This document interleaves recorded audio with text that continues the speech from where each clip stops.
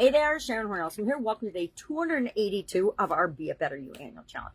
Today we are talking, of course, about step 2 of our SOAP framework with respect to the area of physical health and well-being that we decided was a challenge or an issue, or we had a problem in it, or we just want to see improvement in it by the end of the year.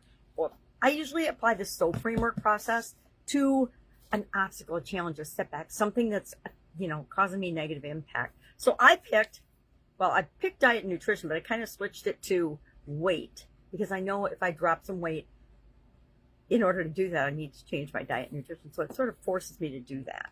So that is my current story is I weigh more than I want to. My desired story is this is what I want to weigh, 25 pounds less than I do by the end of the year. So I'm kind of jumping ahead to a goal for this area, which is more of what we do usually at the end of the month with the ideas process.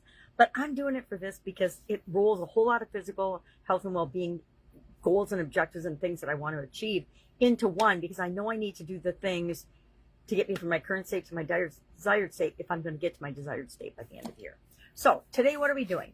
We are thinking about our stories yesterday and realizing, oh my gosh, this is where I am. This is where I want to be. Now there's this big gap in between. How am I going to bridge that gap and get from where I am to where I want to be? And that's what we're doing today. We are brainstorming, because brainstorming is such an amazing tool. They're even teaching it to grade school kids these days. I brainstorm with my granddaughters, and they're 2 and 4 years old, my littlest ones. So I'm sharing the 10-3-1 tool. I've shared it before. If you followed me at all, I might use this ad nauseum, but it's because it works. It's a quick, easy, simple tool, and it works. It gets us over that duality thinking where we only have this choice or that choice, or it's the end of the world. And so it forces us to go beyond the first couple of things we think of in order to start to fill the gap between where we are and where we want to be.